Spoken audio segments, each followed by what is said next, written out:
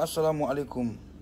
Aw denkɛ Sidiki Jabate an'aw ka jelikɛ n'aw kɔrɔkɛ n'aw dɔgɔnin ani aw ka fierté mankan de don sɔgɔmada in na Mali bɛɛ lajɛlen tɔgɔ la, Mali siya bɛɛ lajɛlen tɔgɔ la.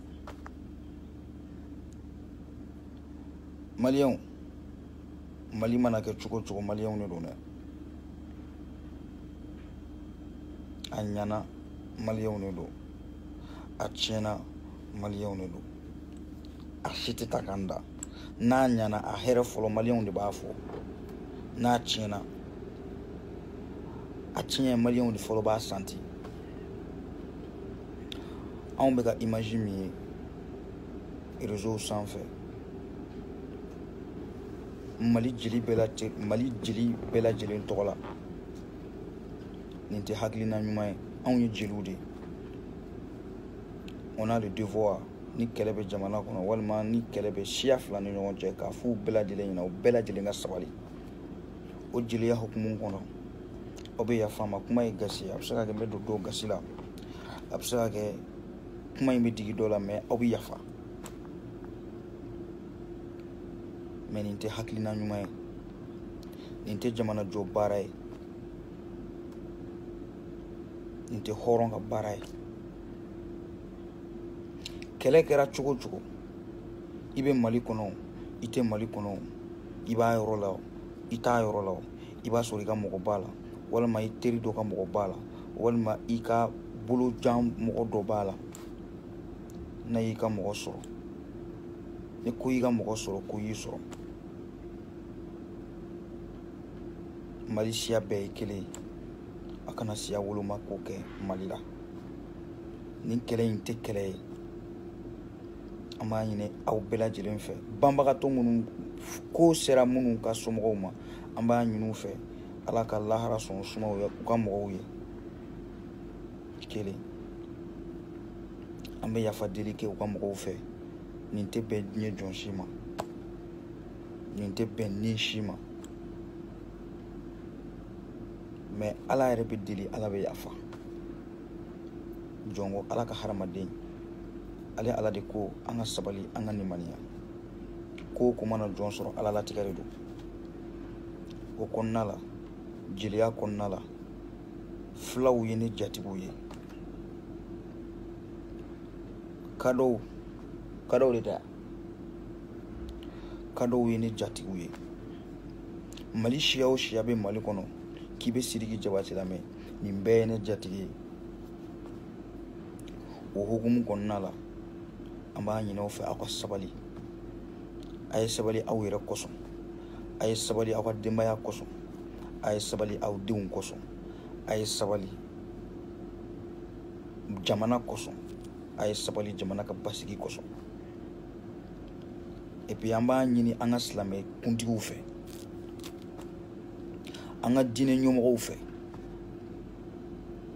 minnu ko k'u ye diinɛ ɲɛmɔgɔw ye, an b'a ɲini aw fɛ Ala ani kira kama. Mali kɛlɛ kɛra o kɛlɛ ma kɛ o, nin bɛ tan o, nin bɛ tan o. An bɛɛ ye maliyɛn de. Yani i ka kɛ siya dɔ ye, i ye maliyɛn de fɔlɔ ye. I ye kuma faamuya. Bamanan ye maliyɛn de, fila ye maliyɛn de, dɔgɔnɔ ye maliyɛn de, bɔbɔ ye maliyɛn, nin bɛɛ ye maliyɛn de. N ye min fɔ, n ma min fɔ, n tɛgɛ sɔrɔ min ma, n da sera min ma, n da ma se min ma, nin bɛɛ ye maliyɛn ye.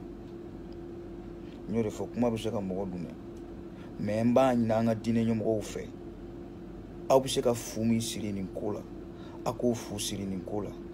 Diinɛ ɲɛmɔgɔw b'a dɔn an bɛ mois min na, mois in ko bɛ cogo min na, ko minnu b'a la kari aw b'olu fana dɔn.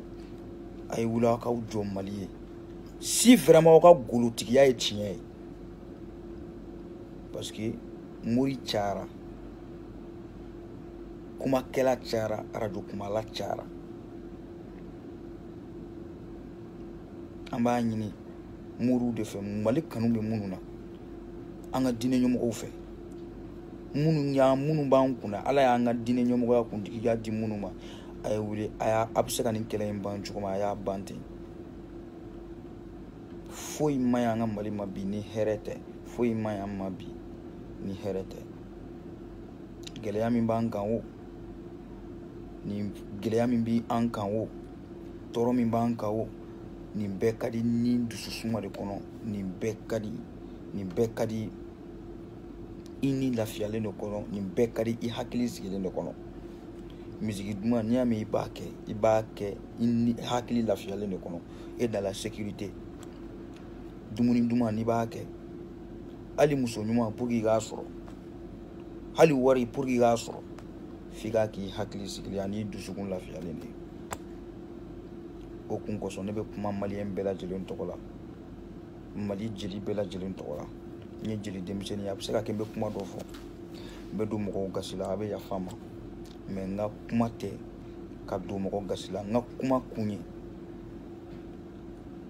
k'a yira maliyɛn bɛɛ la, an bɛ wagati min kɔnɔ sabali de ka ɲi, yafa de ka ɲi Mali ma ni mankan ye. An k'an tɛgɛ di ɲɔgɔn ma, anw de ye kelen ye. Mali donna ni min ye kunun, an ka n'o tiɲɛ bi, n'o ye bɛn ni kɛlɛya ye, ani sabali, ani jatigiya, ani mɔgɔladon, ani walidenadon. Mali donna n'o min ye, an ka n'o tiɲɛ bi. Mali donna n'o min ye kunun, an ka mɔgɔbaw fɛ, an ka n'o tiɲɛ bi. Sur ce, aw denkɛ n'aw ka jelikɛ Sidiki Jabate aka Jabateba Music mankan don maliyɛn den bɛɛ lajɛlen tɔgɔ la. Yafa bɛ ɲini banbagatɔw fɛn fɛn ka mɔgɔ touchera nin ko in kosɔn. Dans les deux côtés, aw ka kɛ yafabaga ye. Aw ka kɛ yafabaga ye. Ala ka nin ye Ala de ta ye, mɔgɔ si ta tɛ. Personne n'a le droit ka nin bɔ. Nin tɛ o droit tɛ diɲɛ jɔn si bolo.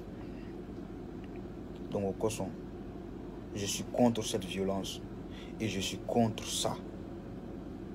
Je suis contre cette grande violence envers les ethnies là. Je suis vraiment contre cette grande violence. Et je demande la paix.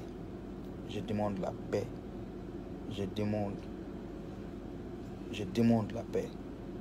Et j'appelle au calme à tous les ethnies. Un cessez-le-feu. Vraiment, pour le Mali, pour la famille, pour nos familles, pour l'avancement de notre pays. Sur ce, assalamu alaikum. Big up.